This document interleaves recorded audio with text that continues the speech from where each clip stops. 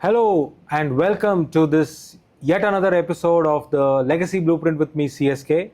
And remember, at our podcast, we just don't talk about success, we talk about significance.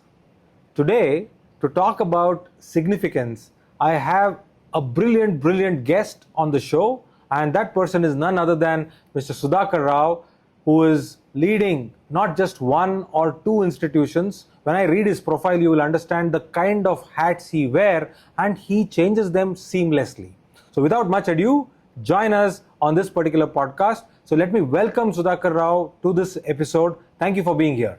Thank you, Chandra. Thanks for inviting me. Thank you, sir.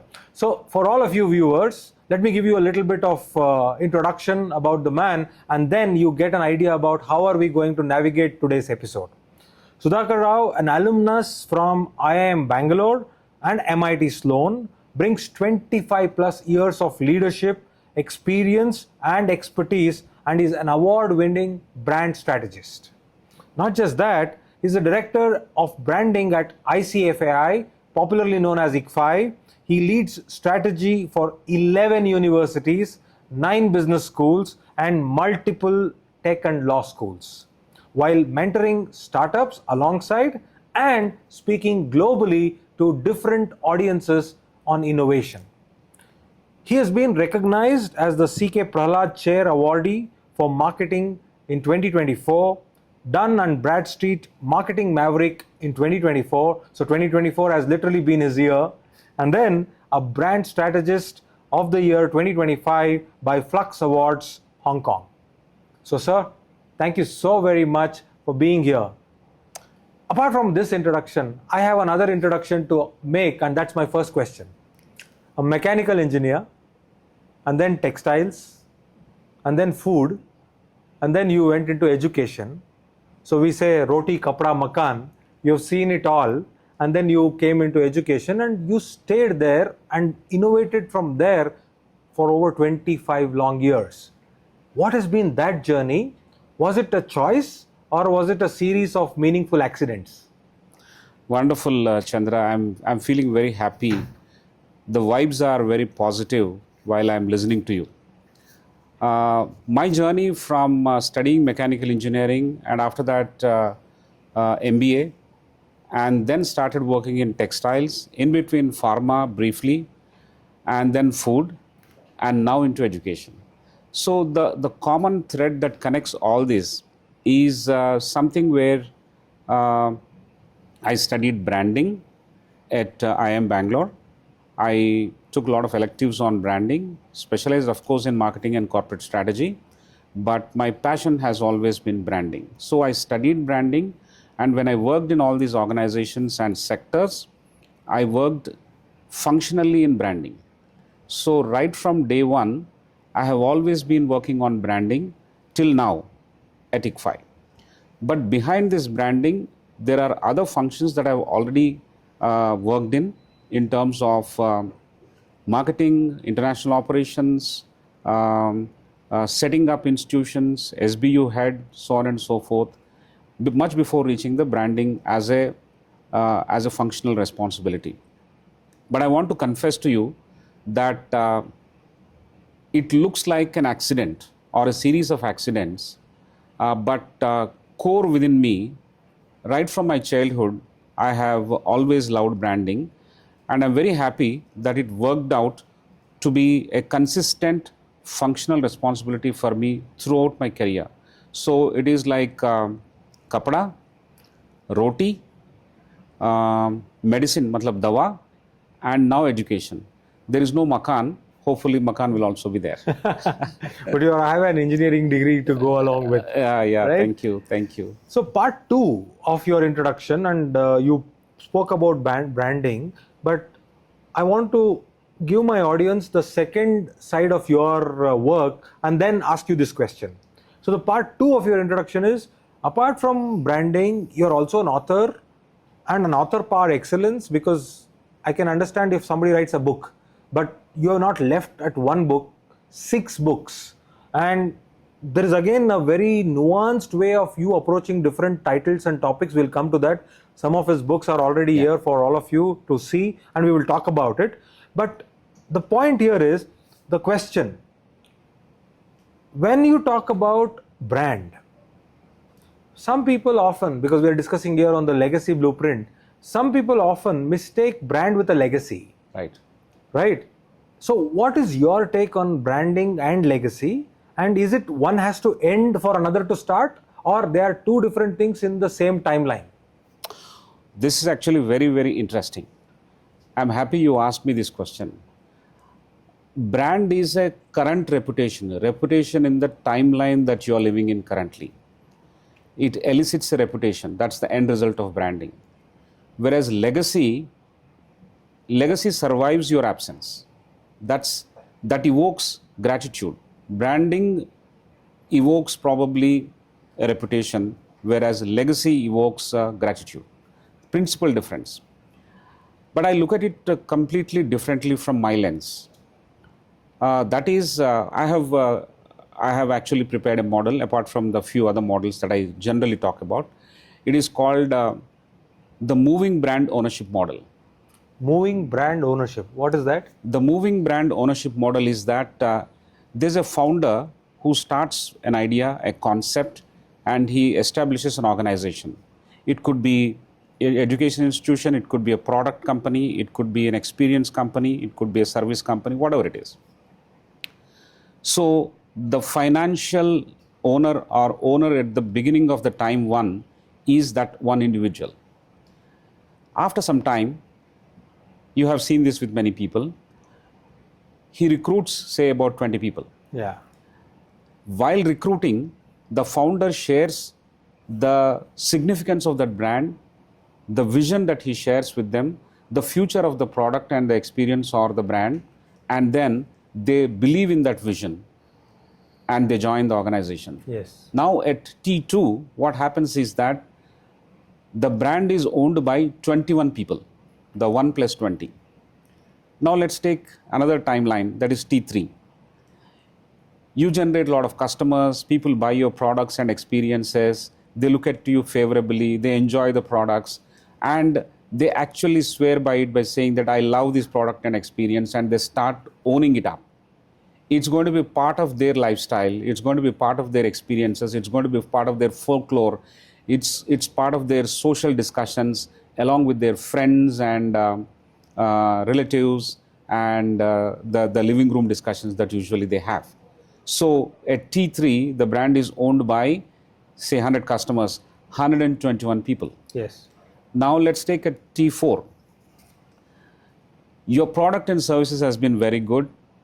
The city that you belong to, say, for example, Hyderabad, swears by your name and they love you. They really feel proud that you are existing here in Hyderabad, and the city always tells you that ye hamara product hai, hamara shehar ka product hai. So they say that, this particular brand belongs to us. So what I'm trying to say is that 1.5 crore people and 121 people added to that are now the owners of this brand at T3. T4. Now at another timeline, the next one is T5. Your entire region, say South India or your state or your country or Asia as a continent, they also like your product. As you do extremely well, more and more people love your brand and product. The ownership actually shifts to a large number of people. So the circle of influence is widened. Yeah, it is not just the influence, they are owning it up. Owning it, okay. What began as an ownership with one individual is now ending up being owned by a large number of people, and it is moving in concentric circles. It's not leaving out even the first person who started. Everyone continues to own it. So the moving brand ownership model talks about the aspiration to make it belong to large number of people, and that's where a brand becomes a legacy at T5, T6 and all. Your country says that we are extremely happy that we are giving this to world. You have a brand here, for example, any particular brand in the city is proud of you, the state is proud of you. If it is an institution, a large number of your students are very happy about you, and they say that they are proudly alumni of this particular institution. Their parents and the people who work in the organization, they have social respect because they work with your organization. So the brand is owned not just by the founder, it's by the employees or the faculty members or the people who work there. And then it is also owned by the students or the customers who have used it, and then the alumni, and then the country, and then the region, and it goes on. So this should be the aspiration to convert brand into a legacy? And I think this model fits very well into your question. No, I mean, it's very interesting. In fact, the way you told me, one thing is very clear. First thing is, it doesn't have to end for a brand to start becoming a legacy. No. It is a logical and a very, very extension of the brand into its field. That's when it becomes a legacy. Correct. But when I was hearing this model, as you kind of articulated, the other realization which hit me right here is the reverse is also true. Because you said it moves in concentric circles without even leaving behind the person who started it. True. True. Right? Which means the legacy is that, right? So as a parent, I send my daughter or my son to an institution, or as a husband, my spouse is using a particular brand and I am also party to that brand because we are in the same environment. Now, I also start building a affinity towards that particular thing. True. And because we own it as a family, it becomes our family's legacy that this is consumed by this particular family. So the whole your moving brand model, ownership model and the entire thing creates that kind of a thing from both directions. One, from founder to the whole world, and from world to the whole founder. It comes back to you and it reinforces the faith that you reposed in creating this concept which became a brand. So it is the biggest kick any founder can get. And the founder may cease to exist also. Along these timelines of T1 to T5 and T10 or T100, the founder is a human being. Yes. And he will definitely cease to exist. But what remains constantly playing at the back of your mind as a brand is the result of his or her creation. And if stays continuously occupying new positions and memorizing how the founder has laid the foundation for this particular brand in concentric circles, then it has done its job. Right. You can see in one plane the brand as well as legacy coexisting. Absolutely. Yeah. In fact, it is so coincidental and so appropriate, so I will use this. Today we are celebrating 122nd birth anniversary of JRD Tata. Oh, interesting. Right? And we are recording this today on the 29th of July, 122nd birthday, but the man is no more, as you said, but the legacy of JRD 100% lives on. 100%. Right? So, fantastic. Moving to the next one, let's go a little more deeper into your life. Right? In your own journey, 25-year long journey of your existence in the professional world, there are a lot of times you have met with people who have added some value to you. Right. Right. And I believe in the legacy blueprint, we keep discussing this, that it's not about what you do at the end of your life that contributes to the legacy. It's about what you do daily, which gets added on to your legacy account. Yes. Right? That's why the blueprint is, right? It gets added. So in your journey, do you remember anybody who has added some value to you, who has built you, as I see you in your form and shape and also your profile, and what have you shared with them? Oh, very reflective. And can I share something before this? Yes, please. See, right from my childhood, there are certain traits that every individual carries, like the way you carry some good traits. I also carry a few, good or bad. So some of the traits I recall, which is going to play a very important role in defining myself much before the work that I have undertaken. Okay. Just to reflect on what I have been right from childhood, it is important to be objective sometimes. Yeah. And in that process, what I have discovered is that for some good reason, for some good influence or some good input that I received from my parents and teachers and elders, I have always remained a very consistent player in whatever I did. For example, I'm about to participate in a competition in school. For that, you need to do a lot of background work, preparation, trial and error, all those things, and tomorrow is the show. So you need to prepare. That run-up actually exhausts you, as it happens to every child. There's no great drama there. But the drama lies in the fact that you don't give up while you're preparing till midnight. Yes. Because nobody is actually looking at you at that time. Nobody's putting any demand on you. You just don't have to show up tomorrow. There's no pressure on you. And a majority of my friends who were preparing along with me did not show up the next day.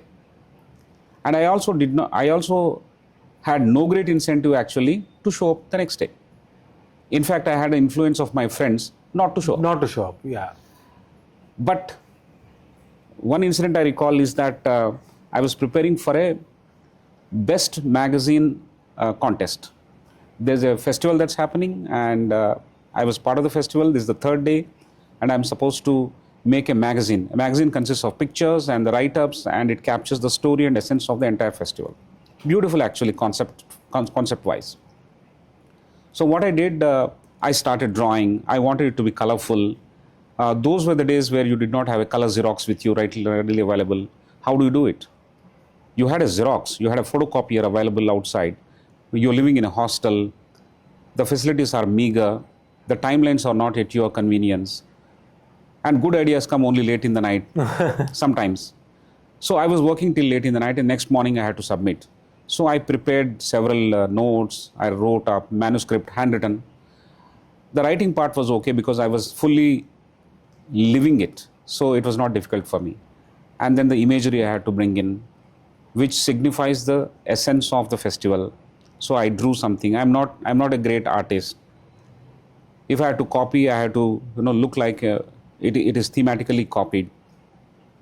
So what I did was I have identified imagery. I cut it with scissors, and I stuck it on a piece of paper, and I went to the photocopier next morning. I photocopied it, and then I started coloring with my sketch pen and crayons, and then it looked like a color cover. And inside everything was done, and it was like, you did not have sleep till 1 a.m. You had no great money to actually run around. You just have to walk from your hostel to the photocopier. These things are not close by. I did all that, and I went and submitted. And believe me, my joy knew no bounds when other people started looking at it. Judgment has not taken place till then. They were looking at it and they were reading line by line. I said, this is it. Amazing.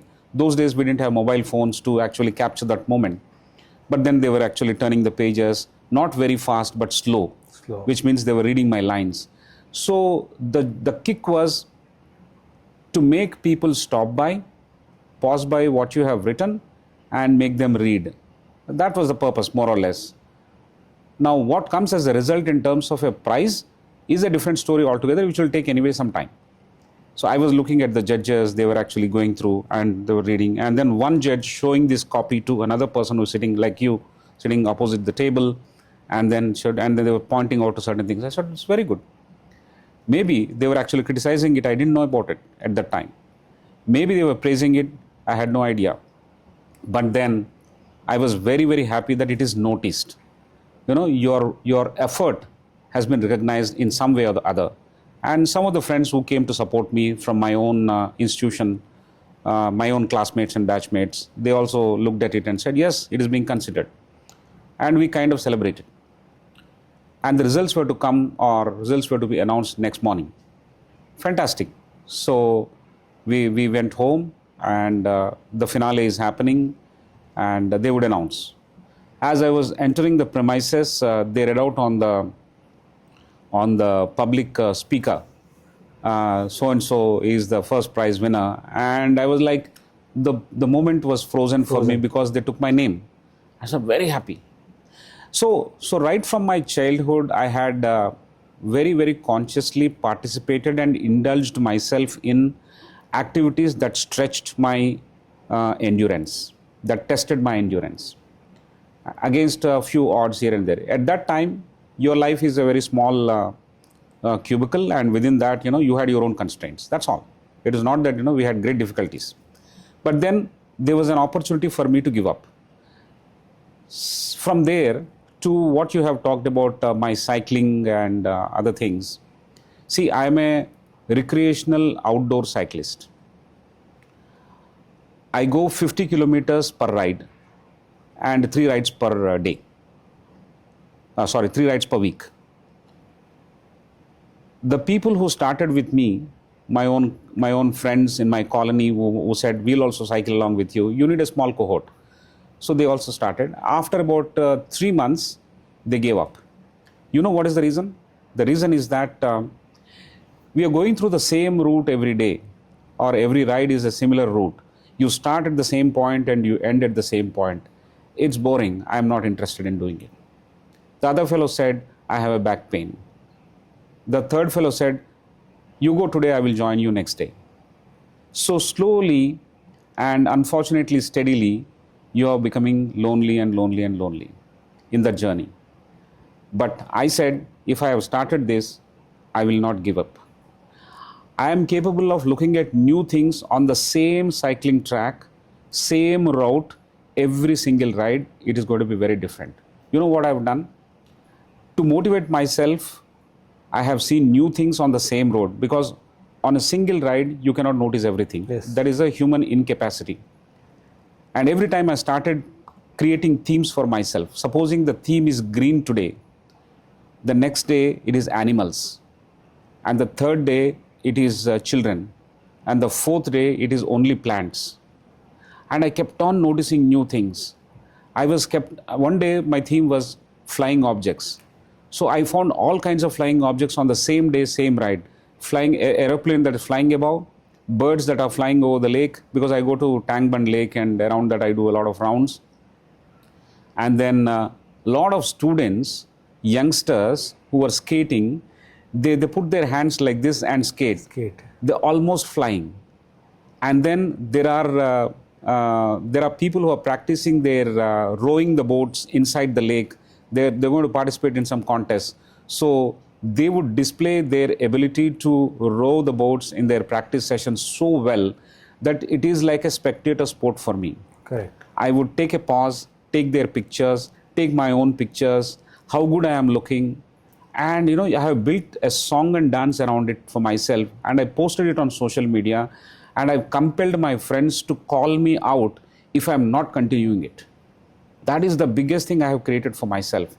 I wanted them to put a pressure on me, call me and say that, why are you not doing it this week? Why are you not doing it? Say, I have not seen your pictures. I have not seen your post.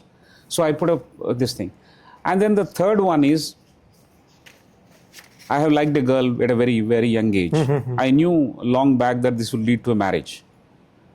It is not that you close your eyes and say, kitna din chalega, utna din chalega, uske baad dekh lenge. No. Even if it meant for launching 1,000 ships and waging a war, you have to continue that. It has to go to its logical end. So right from my childhood, I had seen and done many things like this. So I'll interrupt you here. Yeah. So you gave us, in fact, I was watching the pattern. You spoke about your childhood or your college time. Yes. Then you spoke about your hobby, which is cycling, and you spoke about your personal life, which is your family. But there is a pattern, where that once you pick, so you don't pick up things for a sake of picking up. Yeah. It is more of you pick it up and you finish it. Yes. To finish it or to continue with it. Correct. What is the origin of this particular thought? Because today, in the time of social media, in the age and time of all the things what we live at, we are all fascinated with one-time wonders. Absolutely. Right? So where did this origin start with that, okay, somebody must have given you that inspiration, if I use, or you must have picked it up from somewhere. I know I am pushing you to reflect, but that is real gold for me and for our viewers. What was that spark that, Sudhakar, if you are taking this, you are going to live with it forever? In fact, contrary to this trait, I have seen many of my friends who have grown up with me giving away a lot of their activities in between. But if I have to reflect and give credit to, I will give credit to my father. My father, when I was in second standard, I think, he used to make me read things. He used to have breakfast like this on this table, and I was made to sit on the floor, and he would ask me to read the newspaper loud. He was checking a few other things which I was not actually worried about at all. Whereas he was checking a few other things. I was worried about the fact that I am not able to understand what I am reading. Whereas my father was checking whether this fellow is able to read or not properly, whether he is able to make sense of it or not properly in terms of a sentence, in terms of a paragraph, in terms of, where to cut, where to pause and all. Both are interlinked, but he was checking something else and I was worried about something else. And he used to watch me flip the magazine pages just like that. And he would tell me, take one particular story, read that, and then leave the magazine. The choice of the story is yours. But don't just see the pictures and then flip through and leave it. So these are the things that he had ingrained. And then it is a family value also. Mostly it was carried forward by my father. My father has done a few things which are personal in his life, and he took it to its logical end. It could be financial, it could be relationships, it could be helping another person. Against all odds, if you have to take a stand, he had done that. And these examples were like not saying that these are the 4 things I have done, so you follow. He never said that. He went on doing those things. For example, the way he had taken care of his sisters. He's the elder brother. He has taken care of his sisters in a manner that I always thought they are my sisters. I thought that they were born to my father. He had taken care of his sisters so well. No, that talks about a family value system. And he set out to do something for them. He faced some difficulties. He did not give up. For example, construction of a house for his elder sister. He did not leave it in between. There were a lot of things. Anybody would say that we'll forego this and do something else somewhere, or you stay with us only. No. He said all of you have to be independent. All of you have to have a job or an occupation where you have a recurring income. And then you will have that ability to respect yourself by being on your own. Yes. I mean, these are 3 fundamental aspects which an individual can only help you become. And much after that incident, when you go back and reflect, you will understand the value that comes with it. It's a great value, great respectability and all those things. No, I could see that because, see, you did not say these stories before. Yeah. For anybody who's watching, if you go back and see, actually this is in reverse. He said, if I have to launch 1,000 ship and fight a war, I will fight to be with the same lady who I fell in love with earlier. And when I asked you to dig a little deeper, you actually brought out the same thing in the role of your father. Yeah. He said, if I have to fight it, I'll fight it, but I will not leave my thing halfway. Whatever I embark upon, I'm going to take it to the logical end, which I think is the right thing to do. Right? That's a fantastic thing. And just to complete the loop, come to think of it, I did wage a war in 1997. It is the great battle of 1997. I married the same lady, and we have known each other for now 37 years. Wow. 7 years before marriage, now 29 years of marriage. Yeah. Fantastic. So the point I'm making is, this is not to show as an evidence to someone who is watching me. This is actually to show it to myself, and I don't want to fall in my own eyes. So you are holding yourself so high as a benchmark or accountability that you know that this is not an option for me. Right. It is the way I am. Yes.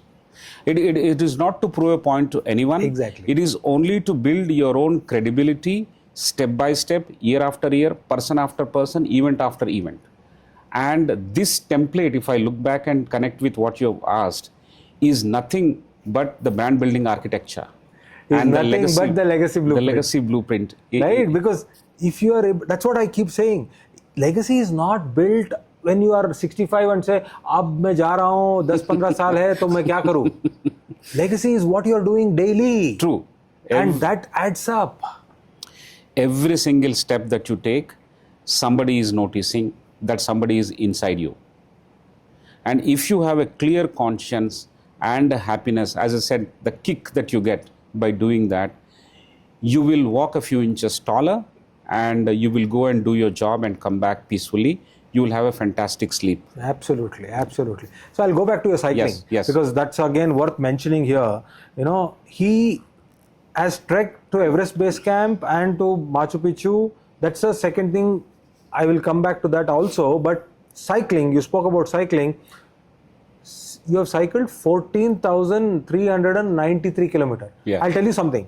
When I did my research, it was coming to 12,225 something.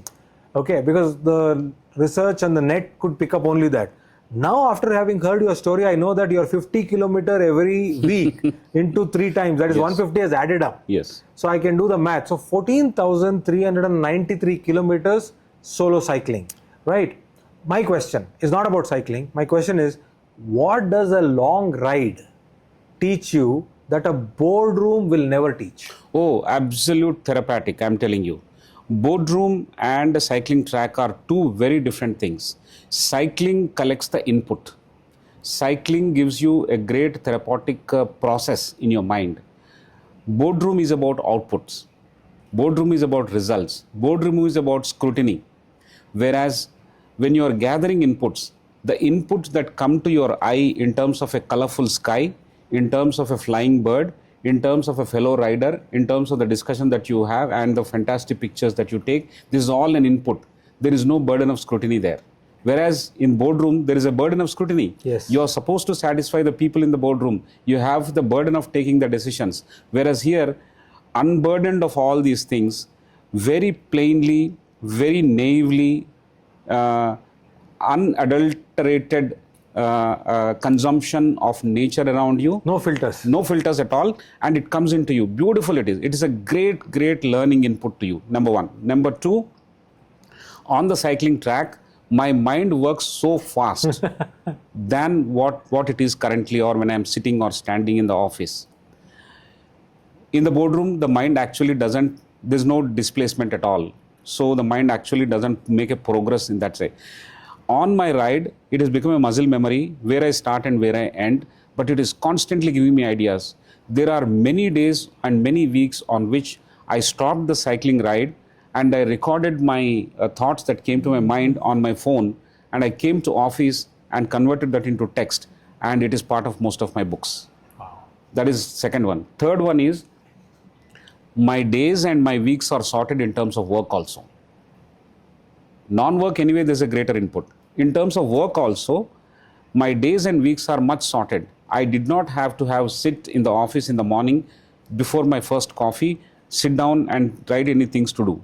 It is already sorted in my mind. So you're already clear. Already very, very clear. So what happened on the cycling track was building my personal side, my stronger side, and also it is giving input and clarity for my work side.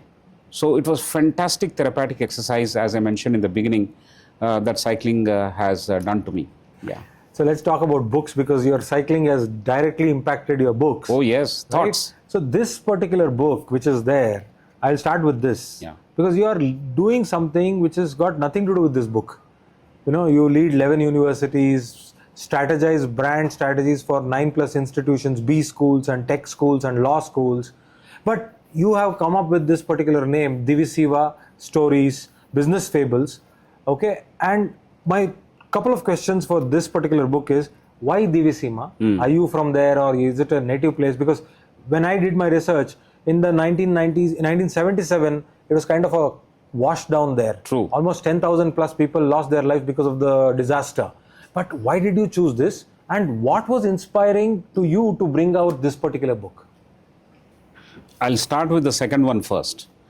So if you see this one, my co-author Hari and myself are here. We are childhood friends. And we thought that we should, everything that you do should solve a problem. I mean, that's the template in which our thinking has emerged. For example, you establish a company, it has to solve a problem. Suppose you are addressing some people, a particular segment of corporate or institution, it has to revolve around solving a problem. Writing a book also has to solve a problem. And the meeting of the minds was always there with my friend Hari. And we thought that we should solve a problem. So what is the problem? It is given here on the back of the cover. In your school, this is meant for school children. There is science, there is history, there is politics, there is math, and everything is taught in the school up to your 10th, 11th or 12th standard. Not that the student is going to be a mathematician or a scientist or a historian or is going to be a politician. No, this is the fundamental knowledge that a student is supposed to grasp. And that is what education gives you, the basic education. But in similar breadth, why are they not teaching business? So for 12 to 14 years in a school, there are no business fundamentals that are taught by any school. So there is a gap. So that's the gap we have identified and said we should write. That book is missing, or that part is missing. That is what you have covered in this. Correct. So these are business stories, not told in the form of a textbook for a BBA or an MBA student, which is going to be very boring for this age group. These are fables, stories. These are stories, animal stories, with some pictures as well. So why DiviSeema? Now, these are 17 stories that we have written, and these stories have animals coming together and solving a problem. Animals coming together and devising new things for their customers within a jungle, within a kingdom. And then at the end of the story, we map it to some of the similar decisions taken by a Netflix or AWS or a Deloitte or some other organization, and that gives a greater jump in terms of the application and all. Now, why DiviSeema? We wanted DiviSeema to be an imaginary land, just like Narnia. We wanted to have DiviSeema as an imaginary land, but there's a selfish reason why DiviSeema has been kept. DiviSeema happens to be the region from which my co-author Hari was born to. Okay. So he belongs to DiviSeema area. So for example, I belong to Telangana. He belongs to DiviSeema area. Not that he lived there, but his parents and ancestral his roots are from that area. So we thought instead of keeping Narnia kind of a name, we'll keep DiviSeema, and then it worked. No, I'm glad you kept, because we are discussing that here today. Absolutely. And many people will know, because I had to look up on the research page, and that's when I said that it's a coastal town in Andhra Pradesh which lost almost 10,000 people for the 1977 mishap. But then this, brilliant.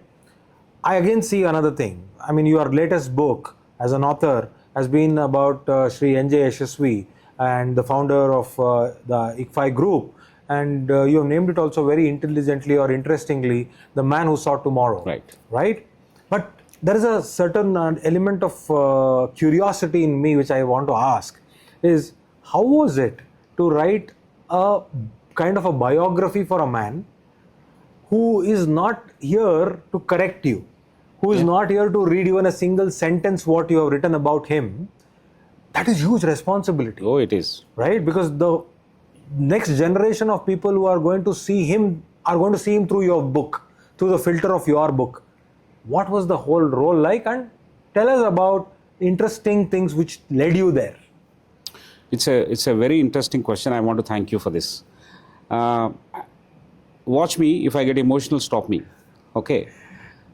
This is a very emotional project for me. There are several people who influenced my life, and they have their role in the shaping of the outcome like me, or my actions, my decisions, my behavior, so on and so forth. They have a very credible role in shaping those outcomes. First, as I mentioned, is my father, and then my school teacher, Mr. Nicholas Prasad Rao. His name is Tenali Nicholas Prasad Rao. He was my school teacher, and he taught us moral science, English, and biology and football. And there's a tremendous influence of my teacher on me in terms of how I look at things, how I handle most difficult situations, how I don't give up. I must give credit to him also, and I shared these things with him, that I draw a lot of inspiration from you, sir, and I had an opportunity to inform him that it is all because of you. But with my father, I could not. He passed away when I was in my MBA, and before I could muster some courage to talk to my father, he left this world. Therefore, they had no opportunity. The third one is the founder of ICFAI, is an amazing human being, N.J. Yashasvi, we call him NJY in short, and I had a great opportunity of working with him. He picked me up and he said, your kind of people are working in this organization, why don't you come along? And then we had a 70-minute tea discussion that was supposedly an interview, and then it ended up such a long journey with ICFAI. So the most influential last person is NJSSV, and this is actually not a biography, but this is a tribute to the great man. As you rightly mentioned, I am supposed to tread this path with greater responsibility, factual accuracy, and also don't leave any chance for misgivings when people interpret certain statements or certain stories that you bring. And he's also one of those moving brand ownership model personalities who has kept himself behind and the institution forward. And so he is known to a large number of people, and he is known to be influenced a large number of people. So these large number of people who worked with me or influenced by him would love to be part of this book, and physically, practically, it's not possible to include all. And therefore, who are not included will also take a jibe at they'll be looking at it from a critical angle. And I have included, along with my co-author, I have included very close to about 100 people. And then it's a very long, exhausting journey to look at their perspectives. All of their perspectives are not very positive, but how do you actually bring the not so positive perspective also into the book? Because if the book is only about praises, it is one kind of a book. Correct. The real tribute is to identify the strengths and weaknesses, the positive and the not so positive, the good with the bad. And then it is for the next generation of readers to interpret what this man left behind. Yes. So, in a way, you are also leaving your legacy by talking about others' legacy. Absolutely. And it comes with a greater responsibility. And I'm still working with ICFAI Group. I cannot afford to make any mistake. I'm sure you understand what I'm trying to say. Absolutely. So, in the process, this man had impacted me in several ways, and I will not, I will not take too much time, but I'll give a few incidents of bringing his personality to the discussion table now. His people sense was amazing. He would look at you and intuitively he would make an assessment that you're going to fight the battle on the border of Sikkim and Bhutan. I'm giving you a real life example. And these are not fictitious names. He would look at you and say that this guy will bring in a greater relationship quotient to the organization. He would pick you up, he would support you, encourage you, motivate you, praise you. He'll create a social there. Those days there was only email. He was anyway not on the social handles whenever there was social handles available. He would send an email and copy 50-60 people, the important leaders in the organization, and praise one individual that he has identified and say that single-handedly so-and-so has actually gone to the border of Sikkim and Bhutan and fought this for us, and he has accomplished this thing. So now the gates for us are open into Bhutan. In other language, in any other organization, people would have said that, ladies and gentlemen, we have now opened a new territory for us called Bhutan. Now compare these two stories. Yes. So there is an investment of faith in building an individual that makes that individual continue to work with this organization long after the founder has gone. Yeah, I mean, that's a very, very valid and a very, very critical observation, because as you rightly said, it is one thing to inspire when you are around. Correct. Right? But that part of when you are no more, that I heard this line and I want to quote this in this context. Somebody's presence or their absence, if it means the same to people, then they have lived their life. Brilliant. Brilliant. Yeah. J.R.D. Tata once mentioned, since we are talking about J.R.D. Tata today on his 122nd birth anniversary, nothing great has ever been built by accident. All these great things and beautiful things don't happen by accidents. Absolutely.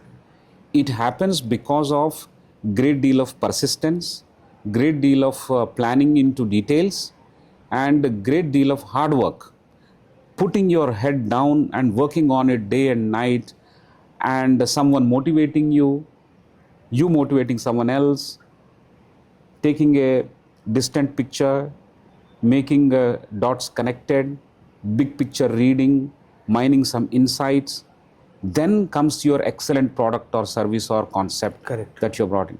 So any founder worth his salt has not achieved anything by accident, according to me.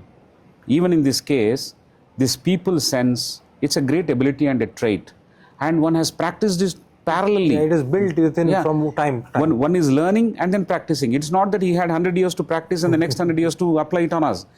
When he passed away, he was only 61. And the context of time in which I was talking was a few years before that. Yeah. So imagine what kind of availability of or the luxury of time that was available to these founders. And it inspires you much beyond his existence, long after he is gone. Yes. So people sense was one thing. The other thing was scale. One day we were having a chat one-on-one, and I was asking him, sir, you established 9 business schools on the same day. Any other person would have said that conserve your energies, conserve your time and monies in establishing one at a time, do it extremely well and then scale it up. What made you think of establishing 9 on a single day without having resources to meet with the requirements on 30th and 31st of this month? Said, Sudhakar, look at this. The conventional way, the textbook way is pilot it first and then expand it later. Here, unless and until you do differently, because your media budgets are not very high, you don't have all the muzzle to actually drum around and say that you have started something at all. When you have these kind of constraints, what is your own is your leap of faith and the courage. And I said, I was still thinking, how is it connected to the current discussion that is going on? And then the last thing that he connects is that scale is equal to branding. If you say that you join anywhere in these 9 cities, and if you have to transfer from one city to another city because of some misfortune or some requirement of a family, you are good to go, and your class number 11 in Ahmedabad and your class number 12 in Hyderabad, absolutely no difference. So he centralized some services which can be standardized, which can be leveraged, which has high expertise, and he spread this quality across all these centers, and therefore he said you would have no differential because of time, because of distance, because of a different city. You are part of one good quality ecosystem. Imagine joining a part of a B school which is in 9 different locations. It is hitting at the mind about the scale, and that scale is equal to branding. So he is straight away changing the game, right? He's completely changed not the game. Building a B school. He's building a network. He's building an ecosystem. So if somebody is coming in, he's thinking that tomorrow I may go to all other 8 schools as much as I go to this school. Absolutely. Right? So in fact, I'm reminded of one story with one of the guests on the podcast mentioned, Chef Vishnu Manohar. He's a Guinness record holding chef. He keeps making, he has 53 world records to his credit. So he said one thing. He said the first time I asked him, what was this craze? You're a chef. You have to create restaurants. Who creates records? Why did you do it? Right. He said, Chandraji, he's in Nagpur, so he talks in Hindi. He says, देखो ऐसा बात था कि when I wanted to become something, I didn't have money to do branding. I didn't have money to give an advertisement. True. I did not have the money to promote my restaurant. So I asked my media friend, वो एक channel में काम करते थे, तो I asked him कि भाई, I'm doing something, why don't you come and give me some publicity? So that fellow said, you are doing the same dal bath, whatever it is, which other fellow also is doing and 100 other people are doing. Why should I come and do publicity to you? That triggered a thought in him, and he said, ठीक है, हटके करना है. If I do it differently, then you will come to me, right? So he said, okay, same dal bath or same khichdi, he said, I will do it in a vessel which can hold 100 kgs. Wow. आधा kilo खिचड़ी बनाऊंगा, you are not interested. Correct. I'll do 100 kg khichdi, will you be interested? He said, you don't believe, I just told him मैं 100 kilo का खिचड़ी बनाऊंगा, तुम cover करोगे? 7 media channels came running without even he spending 1 rupee. Perfect. And everybody gave live coverage right from the minute he washed the dal till he cooked the rice and served it. So these are the lessons that we draw from people who think scale is equal to branding. And amazing. I'll tell you one more reason. See, I do this podcast called Wise Views, Leadership Conversations. You do 1, nobody notices you. You do 10, nobody notices you. You do 50, nobody notices you. Stay with me. I'm going to take the count. You do 90, nobody notices you. You do 99, nobody notices you. You do 100, a lot of people notice you. Absolutely. And the staying power or the constancy of purpose till the 100 is an amazing trait for you to say that you are consistent. To say to yourself first that you are going to be consistent, and the world will sit down and notice you that, hey, this guy has done 100. Today, I have done 237. 2 days down the line, I'm going to do 238 Wise Views Leadership Conversations. So I told myself, you're not going to be noticed. The other thing is about cycling also. I'll come back to it because it's my favorite thing. My friends did for 3 months. I continued for so many years. 4 years around, 5 years around now. If you do 10 rides, nobody notices you. If you do 50 rides, nobody notices you. If you do 156 weeks, everyone notices you. Absolutely. If you do thousands of rides, and if you have a story for every single ride documented, then they'll sit up and notice you. So these are the lessons that we have to draw.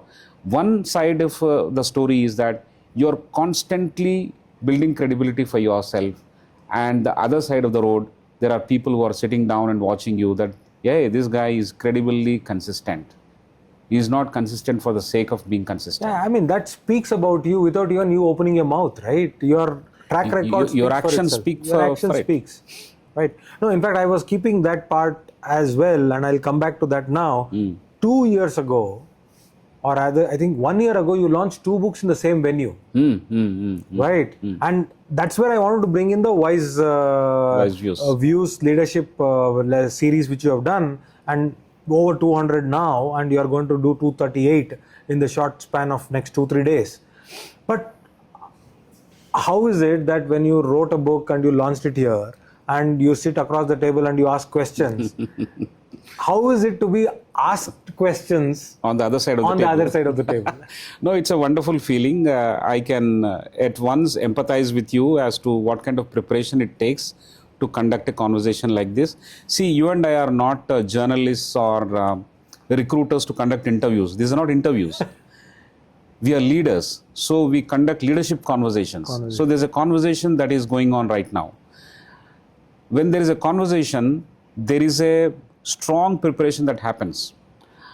Like the way I do, I'm sure you've also done a lot of homework. You have framed your questions and you have kept your viewers in mind, your listeners in mind, and you have a clear objective of the template that we are building in terms of the legacy blueprint. So the questions are designed in a manner and landscaped. Even the sequence is very good. It is landscaped in a manner that there is an organic discussion, one emerging from the other, and thankfully it has so far. Yes. I am very happy. So I can clearly empathize with you as to what has happened. And while I can see the other side very clearly, the joy of responding to good questions is a different kick altogether. I'm telling you, in this world, according to me, the little life that I have lived, I can answer any question as long as the question is good, right? Yes. So there is this universe, you have to bring this great question from somewhere. All I have to do is answer only to that question. It is easier to answer to one question rather than trying to answer to a non-existent question, right? Absolutely, absolutely. So the guy who brings in questions deserves the credit. In this case, Chandra, you deserve good credit. No, it's our viewers who push us, the people who follow the podcast, who tell us that this is the thing which we want to understand. And Super. And to be honest, whenever I watch the recording of the podcast, whatever we have developed, I keep coming up with few more questions and I write them down in my diary so that the next time I get a chance to get the same guest, Oh, right, right. this will be my follow-up question. Okay, and nowadays in social media, you can always tag back the episode and say that you watch this as a prelude and then you come back to this particular episode. But the point is, we really want to help that. So that brings me to the last part. Yes. I think we need to come to the point which the takeaway value for the people. So see, you have done many hats. You have been an author, cyclist, a passionate cyclist at one. Then you also are a brand strategist. I know that you do your own bit of work with founders. You mentor them. You talk to corporates. If you have to go back, two questions here actually. One, if you have to go back in the last 25 years and have to redo something, right? What would that be and why? Right? That's the first question. Second, for a existing 35-year-old who is at a typical crossroads, yes. that मैं career बनाऊंगा, उसके बाद मैं legacy के बारे में सोचूंगा, या मैं करियर बनाते रहूंगा तो मेरा लेगेसी कब बनेगा? Right? What is your answer? This is very, very beautiful and reflective at the same time. Chandra, life is very short for all of us. I am not trying to be philosophical. I am trying to be very, very practical about it. I always treat an entrepreneur as a few notches above myself. This is my fundamental respect to any entrepreneur. But I'm also gifted with some kind of analytical ability to say that all founders are not same. It is not just the idea that you convert into a business. Sometimes a well-meant idea is well-meant, but it may not be of use to a large number of people. For example, you think very good, but you live under a rock. It is of no use to anyone, right? Similarly, suppose you are a merchant of death. It is of no use. I mean, it makes a lot of money. Absolutely. But it is of no use to a large number of people. Whether it is well-meant or not, we can debate that. But an idea that is translated into solving a particular problem and it can be replicated and it can leave its own legacy is what I look at as something very good. And it requires constancy of purpose, lot of patience, and a great deal of empathy. See, whether you are an entrepreneur or an intrapreneur, whether you are a sports person or a filmmaker, whether you are a teacher or a student or a learner, in all these things, there is a leader. That is the commonality I see. Every moment in life or every decision probably that you take wearing one of these hats is a test of leadership. The way I look at two important things to test a leader is whether it is a small organization or a big organization like a country, political or apolitical, sports or economic, business or non-profit. There are two things that you should judge a leader by, and this is my reading. It begins with empathy. It is the single most unassailable trait that a leader should have. And the second one is accountability. If there is no accountability for your own decisions, and if you don't come in front of your, say, 20 people of your own team when at a timeline T2 and confess to them, sorry guys, I have not stopped you in taking this wrong decision. I myself have overlooked it. So I take the responsibility. That is called the moment of accountability. Accountability solves lots of problems. Yes. One, I mean, I have very simple terms. You acknowledge that there was a problem. You are not in a mood that, hey, there is no problem kind of a... You're not in denial. In a denial. That state of denial is not there. You acknowledge that there was a problem. Second, you say that you are the reason for that problem. The beauty there is you will stop blaming others. Absolutely. You take ownership. You take ownership and matter ends there. And you leave a legacy there. These are beautiful moments of legacy leaving when you take accountability in front of the people that matter to you. And beautifully, the leadership flag flies very high. So empathy is whether it is for your customers or whether it is for the people, internal customers or external customers, as you say in management books. you need to place yourself in their shoes. And empathy doesn't mean, you make everything free for them, be non-attentive, leave it to their freedom. It's not that. Empathy is to build that other person. Empathy is to decide what is good for the other person and then make it happen for them. Sometimes they don't listen, but then you will call them, you will mentor them, you will make sure that they follow these things, and they may realize it after a few years. Yes. That is empathy. Empathy in action is doing something good for them, which they in the current position are not capable of understanding it, but you can foresee what they would need. Are you making them battle ready is the result of empathy that you have for your soldiers. If you are not doing that, you're not making them battle ready. After you're gone, they are defeated. Do you want them to actually hold the post?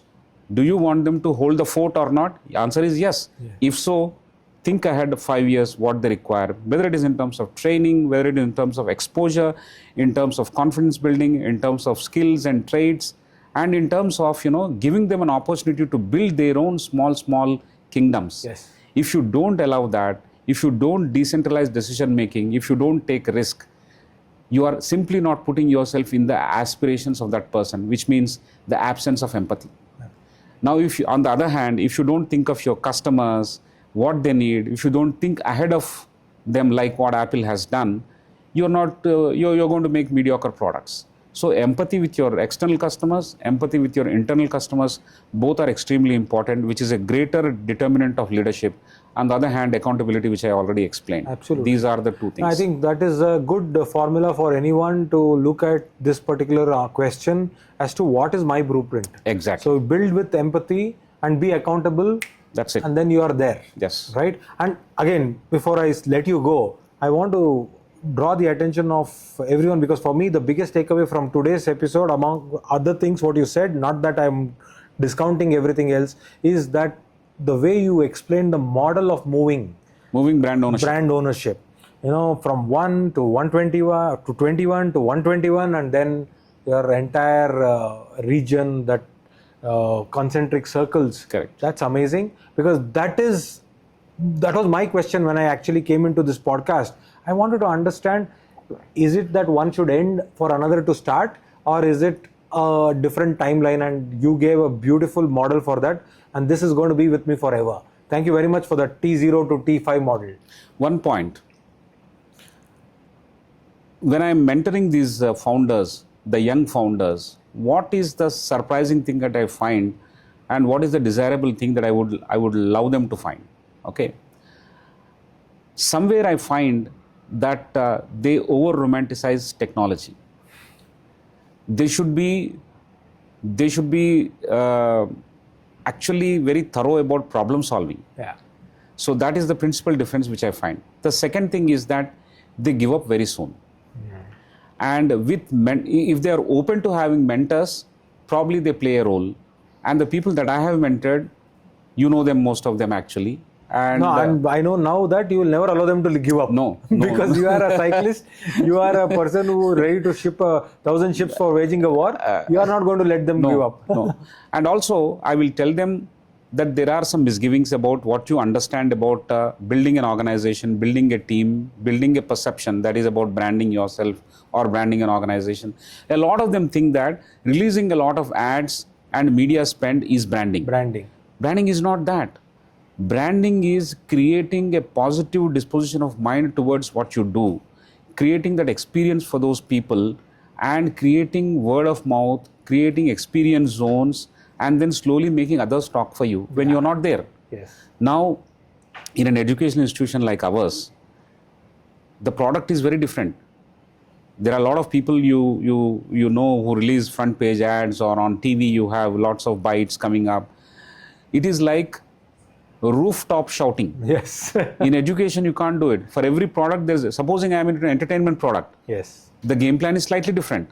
Supposing I am into a different kind of, say, clothing, or I am into a bespoke restaurant, I am into some kind of manufacturing, then the game is slightly different. In education, it is never rooftop shouting. It is a subtle changes that you make, build value, then talk about it. I have another model for it. I will not bore you with that, but I will tell you very briefly. It is called 3B model of branding. My book is next on that. Okay. It is, the first B is being. The second one is behaving. Third one is broadcasting. You be what you want to be, acquire your strength and be clear about your purpose. That's the first B. And the second behave is every day you have to show up. And if you're a tiger, you better behave like a tiger every day. Yeah. It's not that Wednesday and Thursday I will be like a small cat, but on Friday call me tiger because Friday evening I want to go for a party. It doesn't work. Consistency is the hallmark of building a brand, whether it is a person or an institution or an organization. Absolutely. And then only you go to the world and say that, broadcasting, that is amplifying what you have done.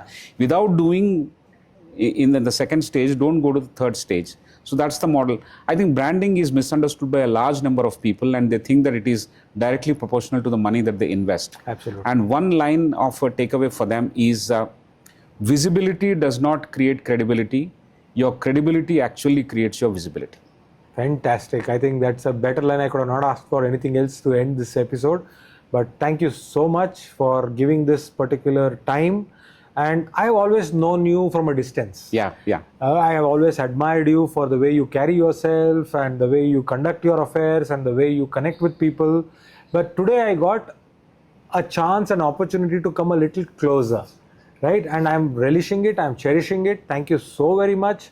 And I'm sure that this episode is going to be a little bit of a googly on a lot of our people because it's not a straight question and answer kind of a thing. Because the point what you said at the very beginning has a question somewhere at the end, and they can connect it. Sometimes people see it backwards, see it coming, see it going. So this is going to be a fantastic episode. I am going to wait for it to come out because my editor is also going to scratch his head saying, what is happening? How am I going to do this? Right? So thank you so much for your time. But Chandra, I must thank you for putting it together. And I'm part of many conversations day in and day out. But this one has allowed me to reflect quite a bit, especially without any advance notice. You have gone into those territories which are personal, and I enjoyed it. Thank you. It was not at all a feature of discomfort, but it is more of a personal reflection. And you have allowed me to connect to some of the frameworks that are there in my mind and in my action.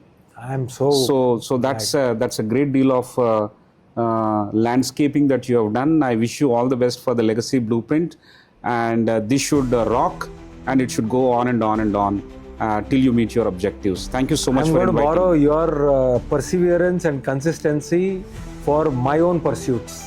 Wonderful. Thank you so much. Right. All the best. Yeah. Thank you.